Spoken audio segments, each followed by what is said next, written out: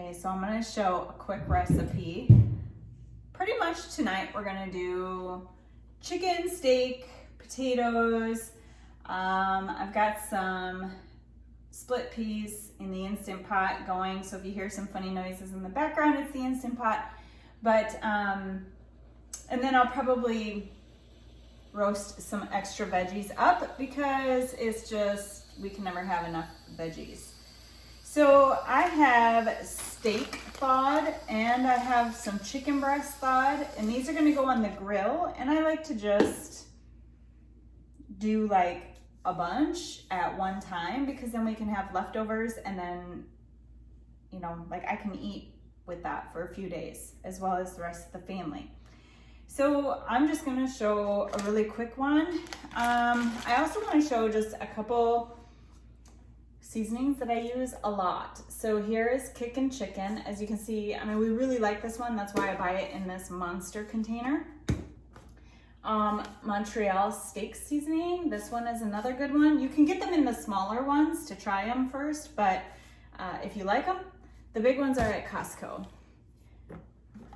This one's almost done, but Lawry's, this is a lifesaver. This is like on about everything I eat. And my new one that I've been using is Traeger, and they have a whole bunch of different seasonings for their brand. So another thing is coconut oil. It's just a spray, 0 calories. So this is kind of a lifesaver as well, because then you can omit olive oil, which is calories. However, I will use a little bit of olive oil in the cooking today. So one of the things I love to do, if I'm not gonna use one of those seasonings, is just buying like some of these packets. I'll buy, I mean, the beef stew one. I mean, there's so many of these packets that have all these seasonings in them. They're so simple and easy.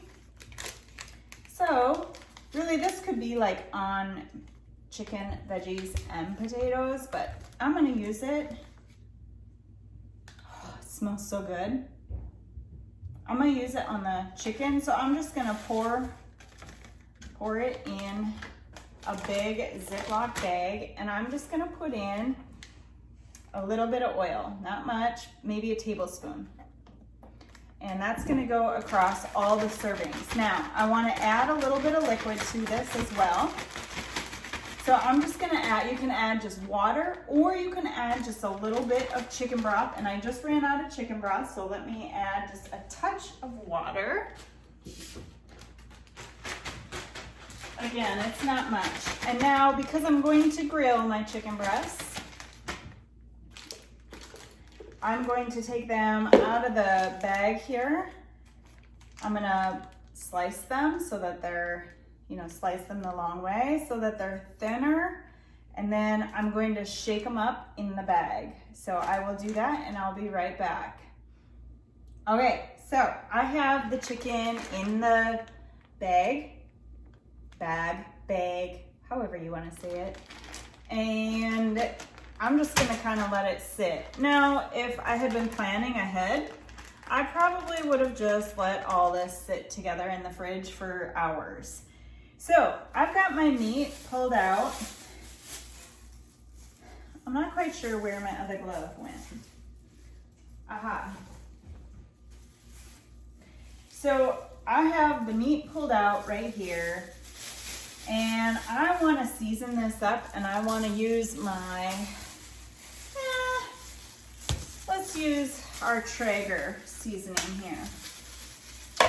And one thing I can do is I can spray it with the coconut oil, or another way is I can use a little bit of olive oil, but if I drizzle olive oil, it uses so much. So I just take a little spatula, and a little bit of oil goes a long way. And you use a lot less oil. So just kind of paint that on.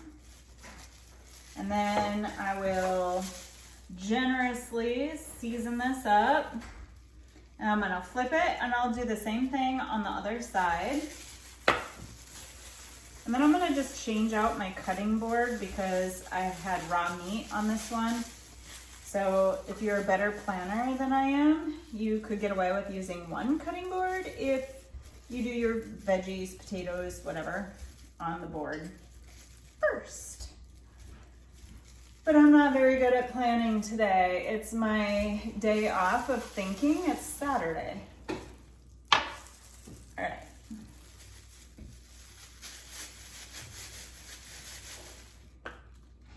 Make sure you don't touch things after you've touched raw meat, of course. I know you all know that. And I'm just gonna kind of rub this in a little bit. Make sure I get the sides. Now my meat is all ready for the grill, and I will get my other cutting board and then we will do potatoes. All right, potatoes. I personally tonight want to have sweet potatoes, so that's what I'm going to choose from my plan. So I've got my sweet potato, but then the rest of the family will have these little Goldens, and I'm gonna do them in the air fryer. So I have a big old 5.8 quart air fryer here, and there's a couple options. So I can separate my portion. I mean, it's gonna be pretty clear because I'm gonna be the only one with orange potatoes. Or I also have this divider basket. It's got a removable divider, so you can have just the basket or you can put the divider in. This is actually for the Instant Pot, but I can use it in the air fryer as well, and this fits into that basket. So that helps me keep my portion separated. Or I can also just use a little bit of tin foil. So I can just roll up and make a little wall like so. Stick that in the air fryer as so, and I'll put my portion of potatoes in there and I'll put the family's around it. So that makes it super simple, because with potatoes, of course, we want to weigh them pre-cooked. So I always just peel them. I don't use a potato peeler, so I know that I waste a little bit more of the meat of the potato when I do it this way. I mean, I've gotten fairly good at it. And you know what, actually some people really like the skin. Sometimes I do eat the skin on it. Zero out my scale, and then I'll just keep adding to it to get my portion on there. Tonight I'm choosing not to have the skin on my potato, although the kids and the family on the golden potatoes, they will have theirs.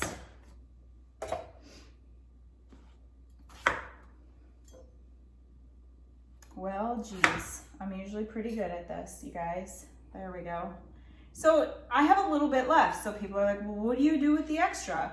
A couple things. I can throw that into the family side, or I just put this, the raw piece, in a little Ziploc bag, and then I can use it for tomorrow. Or if I'm food prepping, I'll just start into my next potato and add it to that. I just want to throw this away.